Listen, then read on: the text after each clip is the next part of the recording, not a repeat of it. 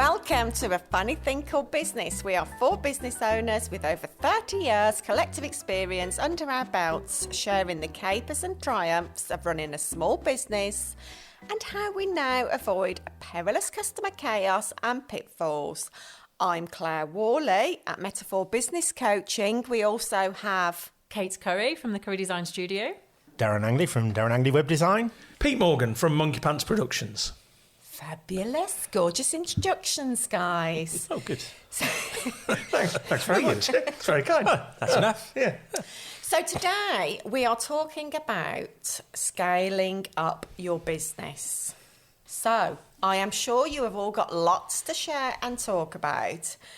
Let's start with, scaling up your business. What's your experience of that? Because we're all at different stages within our business, several, from kind of 4 or 5 years into 20 years in, Darren? I'm 15 years in. 15 years. Oh, 16, May.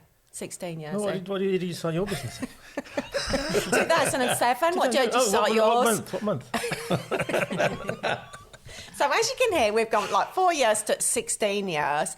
So what's your experience right now about scaling up your business? I'm going to come to you, Kate, because I know this is like a hot topic for you. Yes, it kind of is. I think of my business really. It's like when you have kids, and it started off as a baby, and I thought that was a bit challenging, but as the child grows, like the challenges never quite go away; they just change. So my business is fast approaching 10 years. So I think hormones are kicking in. It's starting to play up. It wants a bit of independence. It's like you've got to struggle to stay in control. So that's how I've got teenage girls, so I'm well qualified to make this sort of comparison between the two. So I think that's it. If you're determined to and really want to grow and scale up your business, you have to be comfortable with being a little bit on the edge of your comfort zone, sort of a lot of the time, because every step just pushes that further and further. So whether it's taking on your first office premises and I've got to pay rent now, and all the things that come in with that, and then should I employ somebody? Is that the right step for me? And all the the things and the paperwork and the responsibilities that come with that as well. So it's always pushing the comfort zone. But I think when you look back at what you've achieved and what your business can achieve when you make those steps, that's when it really feels sort of worth it. I love your analogy of the kids, because that is totally true. Totally true. I really like it. And you're at the stage now where you're just about to hire your 3rd team member, which is really exciting. So you've got another teenager coming into the... or are they a toddler? I don't know. They're not. You're not allowed to employ toddlers. No. I tried. Are you not? Is that not? Right, okay. They're frowned upon. Yeah. So as the baby of the business then, the business owners around the table then, Pete, what's your experience of scaling up? The interesting thing with scaling up is it was never... When I started the business, all I wanted to do was just kind of make podcasts. There was no kind of long-term plan. There was no... I think we've talked in the past when I met someone and they said, what's your exit strategy? And I was like, what on earth are you talking about? I just want to make podcasts. And similarly, the scaling up, which has absolutely happened, like Kate said, if you just look back kind of at where you've come from, it's a completely different business than it was kind of 5 years ago. It has kind of organically done it. Some of it has been planned, but some of it has just been kind of the persistence paying off, really. And I think that's something that's been quite good, is that if someone said to me, right, you've got to kind of really plan your scaling up of the business, I'd be like, I have no idea how to do it. But if you kind of said, listen, if you keep doing the work right, doing the work well, and, keep getting yourself out there, it's just organically going to happen. I'll be like, okay, well, that's nice to know. So, yeah, so mine it's just happened, and it's a nice kind of happy accident that we're bigger than we were as a company. So, yeah. Brilliant. And Darren, what about you? I mean, for me, scaling up has been a very slow, softly approach, ringing true to what Kate said about the kind of comfort zone stuff, because that's kind of me. Every time I take a little step outside my comfort zone into the realm of, employing somebody else or taking on office space, whatever, I usually kind of scurry back a little bit and then kind of go again. And so, that for me has been kind of my experience. It's been, but, like you both said there, it is kind of organic. Suddenly you find yourself in a position that you didn't think you were going to get to. Yeah. And I think I had that with, office space, for example. I mean, going back actually probably more than 10 years ago, it was kind of a case of, well, I can't employ somebody because they've got nowhere to sit. They can't sit in my house where I was working at the time. and then it's like you look at the cost of an office and you think, the cost of an office and the cost of a person, that's just too big of a jump. That's just impossible to achieve. And then after, a bit of time, a couple of offices later, you've kind of got that capacity. So then that stumbling block is overcome. And then it's just like tackling the next thing. And I've kind of taken people on in the capacities of contractors or part-time or whatever. And now, I'm ready to kind of get on the road again and bring more people in and do that too. Because, I kind of feel Ready. after 15 years that it's time. But that's the beauty of having your own business, isn't it? It's not like you're sitting in a job and there's promotions coming up and you're seeing your colleagues move up and move on. That you kind of feel a bit of pressure as I should be doing this. Yeah, but there is, though, I think, because there's still that kind of pressure because you see, other businesses, competitors, that kind of thing. And you see them take on like more staff and you think, oh, I'm getting left behind. There's that kind of fear of, whether it's fear of missing out or that kind of, that sort of, whatever that fear is that makes you think someone else has got it sussed and do better than you. But as many as I've seen like competitors employ people en masse, I've seen them also fail. Yeah, So and then massively go backwards. yeah. So it's kind of swings and roundabouts, isn't it, really? And I think it's coming back to, it's not a race, It may have taken me 15 years to get to a point where there's enough space to hire more people in without them sitting in my house or anything like that. Then, it's taken that long. That's just how long it's taken. Yeah. And then the next step might take more years to achieve, but, But all I was going to say is, do the three of you know what the next step of scaling up is? Is Yeah. it planned? Yeah. Yeah. Yeah, I think so. Right, okay. I would say, for me, it's planned in that I know where I want to get to, but I'm sort of making it up as I go along in terms of how to get there. A little bit. Yeah. I mean, I've got steps in the journey, I mean, it's like I know I've got to get from here A to B, and I know I'm going to go this kind of rough route, but then, you get diverted or slow down or, that's a long-winded analogy. But, I get that. That's okay. I always, and I think I shared this one with you yesterday, Kate, I always hear a couple of quotes from my business coach. One of them is new devil in terms of scaling up. Wow. So, I used to think, at one point, my business, I'm just going to be able to, I've got it now and I can just sit and relax. But there's always, whenever you're kind of scaling, you're always going to be faced with a new devil, a new problem or challenge to overcome.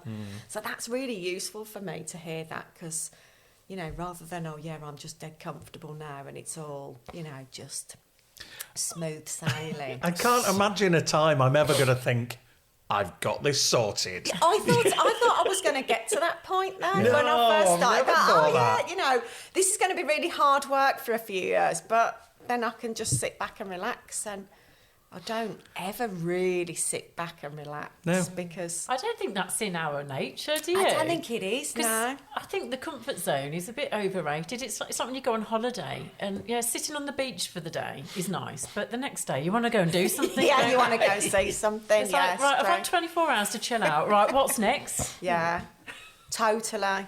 Okay, so what do you wish you had known or done differently at the start of your business in terms of scaling up? I think just had more confidence in the business because I didn't, and I think a lot of that is just down to being new to it.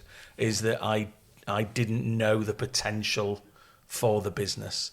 I just saw it as this kind of one single thing. I couldn't see, how far it could go and kind of the kind of breadth of clients I could take on. I literally saw it as, right, this is going to be this kind of person and that's it. Yeah.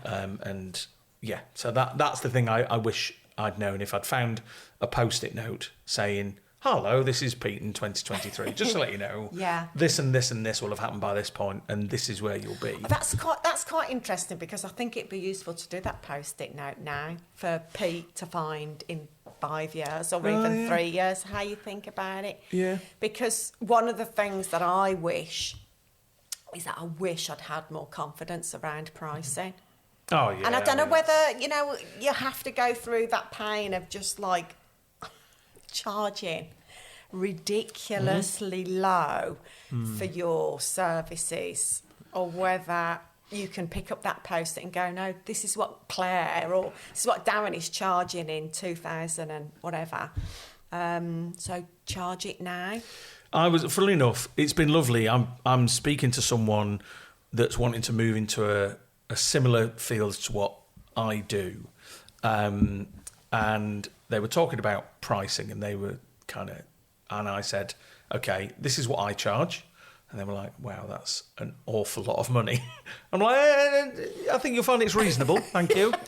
But they were saying, I'm going to start at this price point because I'm just entering the market. I've got no Is it someone else legacy. doing what you're doing? It's similar to what I do. So it's kind of audio based. Yeah. So, but what I said was, if charge what you think you should be charging, but if at some point in a job you think,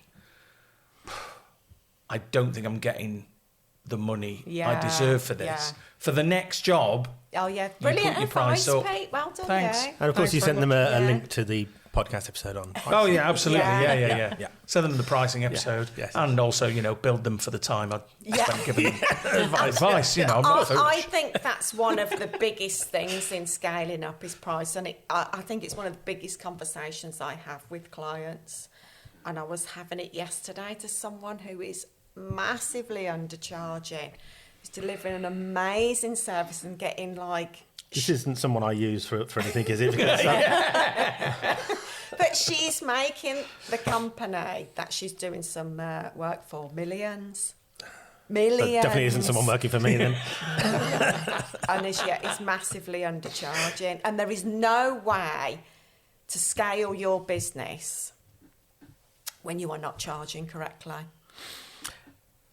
Absolutely. I mean, It's not sustainable, because No. you're just going to be working so hard, yeah. so many hours for little money. It's a mindset shift, isn't Yeah. it, that you have to make at some point in your Yeah. journey. To And I just think you about have to things keep differently. making it. Yeah. So I think my next sort of mindset shift is like, how do I do less of the doing and more Yeah. of the sort of strategy and managing of the business? Yeah. That's my challenge, and how to, juggle multiple people doing multiple jobs and make Yeah. sure everything, goes out with our sort of stamp of approval on it, exactly the quality that we would want it to be. And yeah, that's Your it. next challenge. And that's a mindset shift. Yeah. Yeah, it really is. Delegating to scale. and going from being kind of the owner worker to kind of the owner manager. Yeah. Yeah. Have you read The E-Myth? Yes. Yeah. Might be worth a reread as well, or a re-listen. Yeah. I We'll think the put biggest a link to that in the show notes. Yeah, Brilliant. it's a really good book, and I think I read that around the same time I did a business growth course Oh, as yeah. part of Baston Business School about 6 years ago now, and that was the biggest sort of turning point for me, because I didn't understand what any of the terminology and anything to do with scaling up a business. I didn't know what any of it meant, how I was to implement it. Every single time I went to a workshop, I was like, oh, right. Oh. I felt like a right Wally. But by the end of it, I was like, oh, so you need a plan, and you need to Yeah. have a cash flow forecast, and you need to do all of these things to really understand how to grow your business. And I've sort of not looked back since then. That was the biggest turning point, is understanding, going from being graphic designer to like business business woman, owner, really. yeah. Yeah. Brilliant. So you started by talking about your challenge. So Darren, let's talk about your biggest challenge that you have right now, scaling up. And you're in a similar position, aren't you, onto your kind of next team member? Yeah. Well, I mean, the challenge that I've always faced, and I think still do, ties in with what you're saying there in terms of like cash flow forecast, all that kind of stuff. Because there is a kind of a catch-22 I've always found that, you know, you're looking to scale up, but you're like, we don't have enough, can't afford it right now to hire somebody. But if I don't take someone on, I can't do the work to get the money to take them on. And it's just like that circular kind of thing. And you do have to kind of get to, I think, a point where you just go, right, we just got, by taking someone on, we're going to be able to generate more income. We're going to have more capacity. I'll have freer time, as Kate's saying, in terms of managing the business and generating more work. And you kind of can perhaps break that catch-22.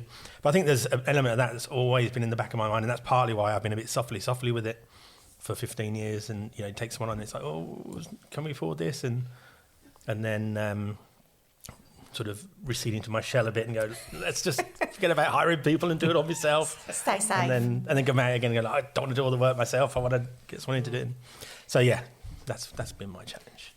When you're scaling up, you should really be thinking about planning for where you're trying to get to, not for where you are now. And I think that's a bit of a hole that a lot of business owners get into. Well, I can't afford it now, so I'm not going to do it, and therefore you don't take that risk. But yeah, because it is that risk, isn't it? And it is that getting over that fear. Yeah. But everything in running a confidence. business is a risk, isn't it? Like spending time on marketing is a risk, because you're spending your time, which is money, on marketing. That might just and I guess that's why those kind of things. Oh, here we go again. I was going to say wet Trump, but I went full on bold. Pete, what's your challenge? Well, it's probably making a plan and doing and planning that journey rather than just kind of being surprised. Oh, look where we are! Look at that! Well. That's what.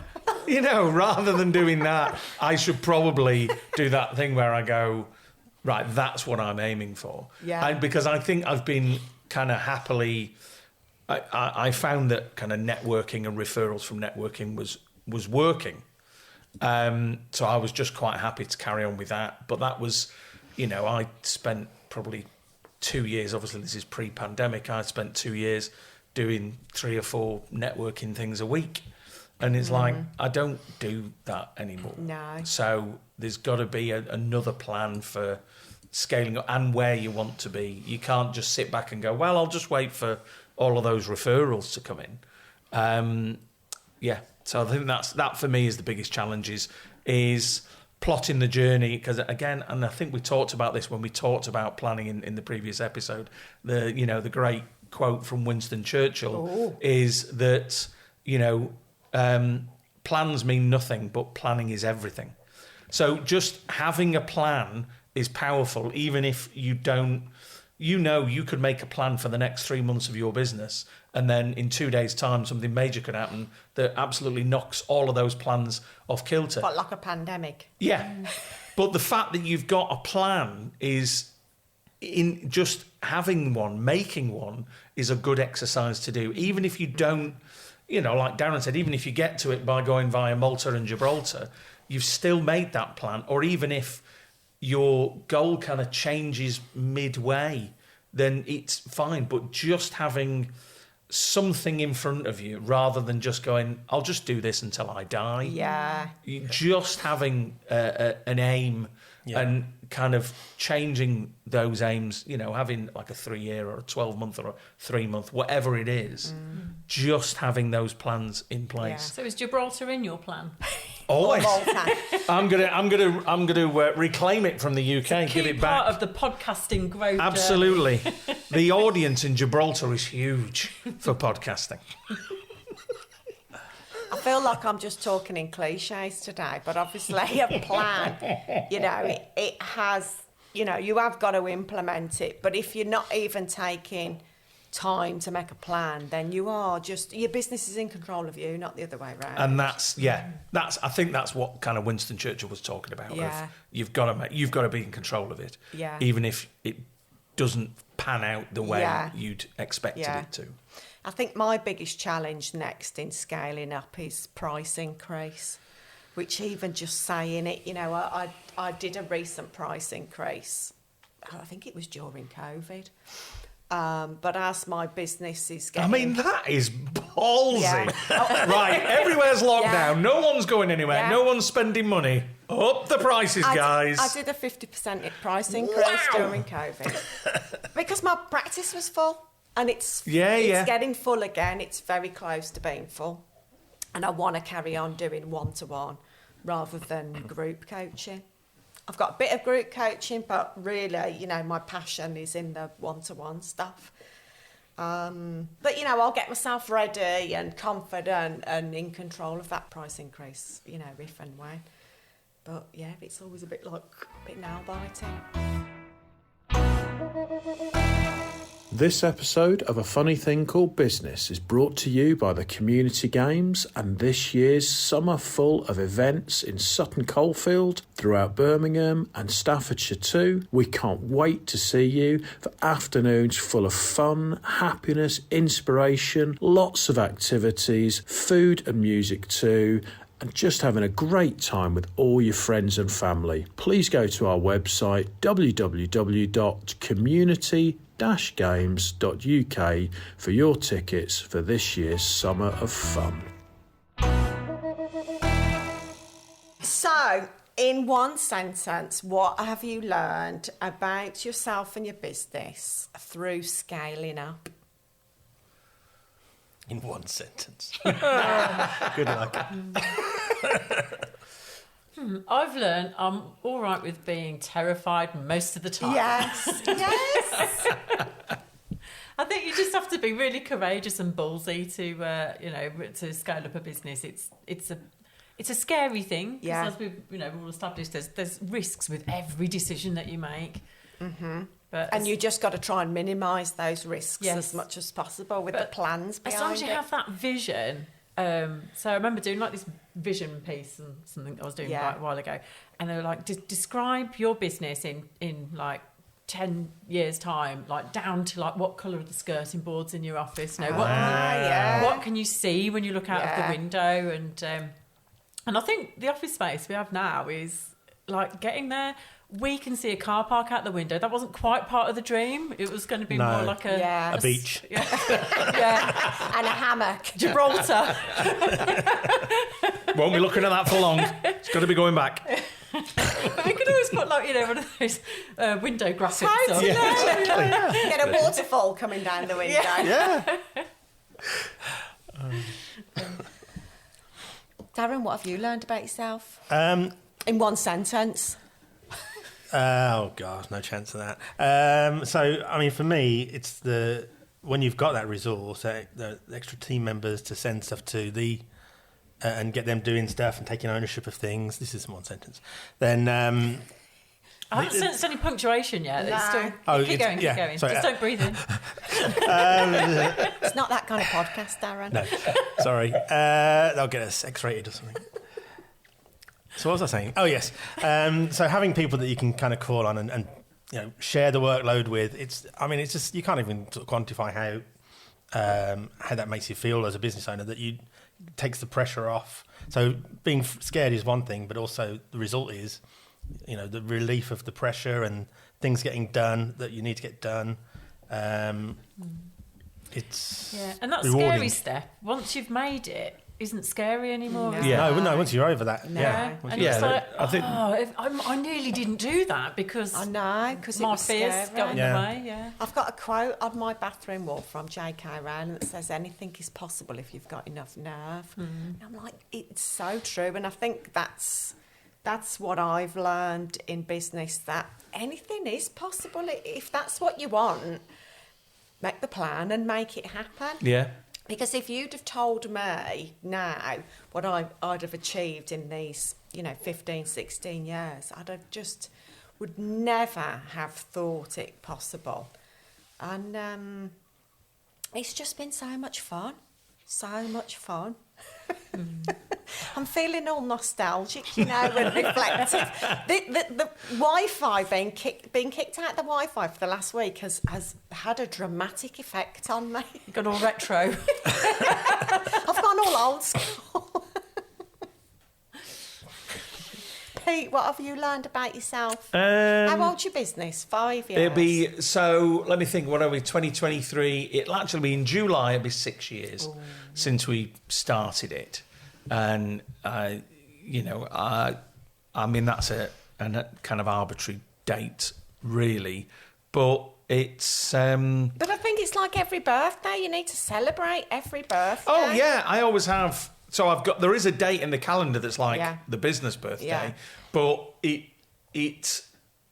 probably wasn't. I think that was when I took a particularly decisive step in the life of the business. I mean, the business name, it's been around since like 2010, but I was doing something very different with it for years. For me, I think the biggest thing is that accountability is, when it comes to scaling up, is vital for me, to share what the next step is going to be with like someone that's very trusted and go, right, that's what I'm aiming for. That's the kind of time scale I'm looking to do it in. I think that's, for me, is the thing I need to do. Because if I tell no one, then I don't mind letting myself down. That's fine. Okay. But so be bold then. Why don't you share? I'm not sharing it on the podcast. Why? No, I'm not going to. No, I'm not. I mean, so one of the ways I want to scale up is, and we've talked about it today, is taking people on. I want to take somebody on part-time in the next 12 months. See, you did just share it. Yeah, I know. But that's... And again, like Kate said, that's quite a frightening thing to say out loud. Yeah, but that's why I asked you to do it, because, you know, like me saying about the price increase, you know, you can feel that bit of, ooh, even just saying it makes you feel scared. And, you know, the more you say it, the more you get comfortable with it, and the more you can see the colour of your skirting board in, you know, 12 months' time.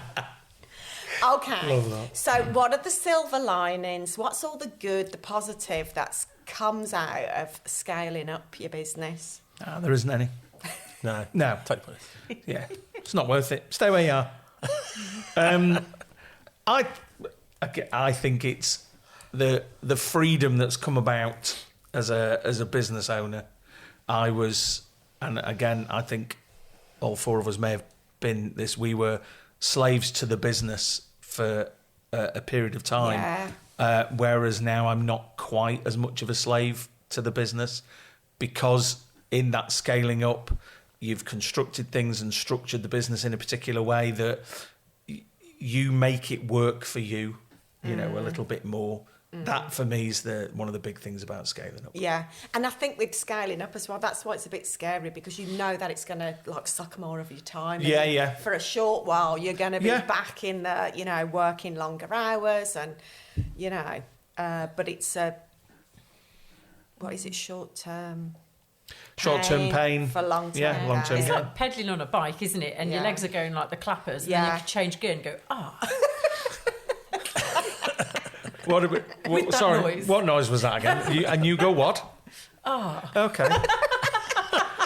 Clearly, you've never seen me on a bicycle. So if you ever hear me make that noise, you know what's just happened. For me, scaling up silver linings are about being able to take more holidays and have people there who you trust to pick up the work while you're in your hammock on the beach in Bali, maybe. Just a thought. Nice. Yeah. Absolutely. Kate, what are the silver linings for you with scaling up? I just love how it feels when I achieve something that I didn't think I could. Oh yeah, and that. Yeah. You can't jump on the back of that now, Claire. You've had your say. But part of that might be, you know, I'm on a beach in Bali, my business is like ticking over, and I don't have to worry about it. But I don't know. I've always surprised myself what I can do, and just think, well, if I can do that, then maybe I can do that and that and that. And the sort of future plan, I look at like my vision, the future plan, I'm like, oh, it still feels a bit of a stretch. But I'm slowly edging towards it and going, well, that's going to be transformational for me and my family and what we can do. So it's exciting what you can achieve when you really, put your mind to it and don't listen to those fears. Yes. Yeah. Better than being in a job, isn't it? I'd mention I'll mention a dirty word, which is money. Oh, good. Because, I'm not a massive capitalist and exploiter of the labour force or anything like that. But it is true that, as a business owner, you're not charging people out at the same rate that you're paying them, are you? So the goal is to kind of build a profitable business. And a lot of that does come through having people in the team that, are doing the work for you, and you're landing on a beach in Bali, spending the difference, the profits. But it's good to talk about money because lots of business owners shy away from it and get scared of saying, I want to earn more money. There's nothing wrong with that. Money buys you freedom and, allows you to do all the fun stuff in life. Visiting Harry Potter World and staying in a Premier Inn. Grand ambitions. Pete, what are your silver linings? And I want really wise words because we're going to finish up on your wise words. Haven't I already said that? Just have to I did say mine. Yeah. I'll just put mine in now. They weren't wise enough. Yeah, clearly they weren't. Clearly they had an impact. It was the freedom. It was the fact that I'm in control of the business rather than the business in control of me. Boom. Perfect. Good to have it again. It's fine. I think so. This is all staying in, by the way. We're not taking any of this out. So, Pete, what's your silver linings? I think it's probably just holidays in Bali. Yeah. And your silver linings would be... Bali holidays. Stop it now. Well, I've loved talking about scaling up your business. Please share, subscribe and review so our fellow business owners can enjoy, be inspired and always keep focused on the fun side of business too.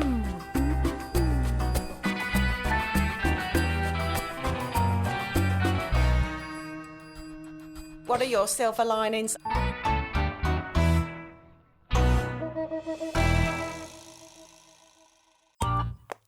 This has been a Monkey Pants Productions podcast.